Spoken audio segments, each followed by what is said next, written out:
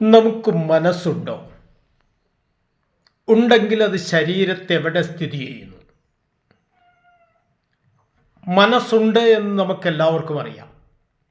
പക്ഷേ ഈ മനസ്സ് ശരീരത്തിലാണോ, ശരീരം മനസ്സിലാണോ?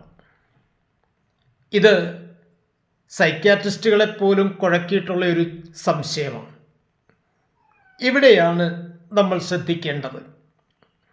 ഭാഗവതത്തിൽ പറയുന്നു, കർമ്മസംയുത മനസ്സ് ഓരോരോ ശരീരത്തിൽ ചെന്ന് വ്യാപിച്ച് വിട്ടിയിടുന്നത് ജനിമൃതി.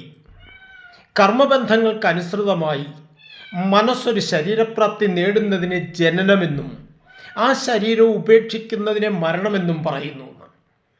ഇനി പറയൂ, മനസ്സെവിടെ സ്ഥിതി ചെയ്യുന്നു? ഇവിടെയാണ് ശ്രദ്ധിക്കേണ്ടത്. ഋഗ്വേദത്തിൽ സൂചിപ്പിക്കുന്നത് അങ്കുഷ്ടമാഹ പുരുഷ മധ്യമാത്മസംവിഷ്ടത. അങ്കുഷ്ടം പെരുവിരലിൻ്റെ ഇതേ വലിപ്പത്തിൽ, ഇതേ രൂപത്തിൽ ആത്മാവിനും മധ്യഭാഗത്തും മനസ്സ് സ്ഥിതി ചെയ്യുന്നു എന്നാണ് ഇത് ഈ രഹസ്യം. അപ്പോൾ മറ്റൊരു സംശയം, മനസ്സ് തന്നെയല്ലേ ആത്മാവ്?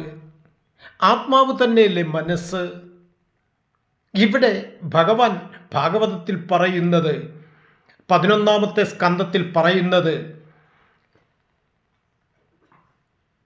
നമ്മൾ മനസ്സ് തന്നെയാണ് ആത്മാവ്. ഗുണക്കാമാത്മാവിനെ മാനസം എന്ന് ചൊല്ലൂ. ഗുണങ്ങൾ വിട്ടാൽ പിന്നെ മാനസം തന്നെ ആത്മാ.